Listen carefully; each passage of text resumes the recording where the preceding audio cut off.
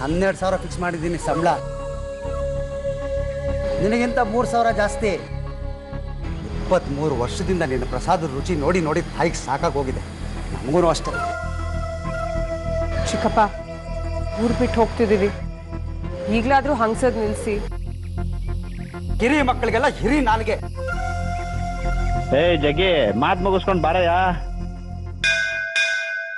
ಬೇಗ ಶುರು ಮಾಡ್ಸ ಅರವಿಂದ. ದುಡ್ಡು ಇಸ್ಕೊಂಡು ಕಳ್ಸೋ. ಏನಯ್ಯ ಶೇಖರಿ, ದುಡ್ಡು ತಂದಿದೀಯಾ? ಒಂದ್ ಸಾರ್ತಿ ಎಣಿಸ್ಬಿಡ್ತೀನಿ. ಹೆಂಗೂ ನಾವ್ ಎಣಿಸ್ಕೋಬೇಕು. ಕಡಿಮೆ ಇದ್ರೆ ಕೇಳ್ತೀವಿ, ಜಾಸ್ತಿ ಇದ್ರೆ ಬಿಸಾಕ್ತಿವಿ. ತಾಬರಯ್ಯ. ಏನ್ರಿ ಮಾತದು ಬಿಸಾಕ್ತೀನಿ ಅಂತ? ತಪ್ಪಾಯ್ತಮ್ಮ, ತ್ರಿಪುಸುಂದ್ರಿ, ಇಸ್ಕೋಬಾ ದುಡ್ಡು. ಕುಡಿಪ. ಹುಷಾರು. ಹೋಗ್ತಿದೀವೋ? ಊರ್ ಬಿಟ್ಟು ಹೋಗ್ತಿದ್ದೀರಾ? ಆ ತಾಯಿನ ಕೇಳ್ಕೊತೀನಿ, ಸುಂದ್ರಿನ ಕಾಪಾಡಮ್ಮ ಅಂತ. ನೀ ಕೇಳ್ಕೊಳ್ತಲೇ ಇರೋ, ನಾವು ಹೋಗಿರ್ತೀವಿ.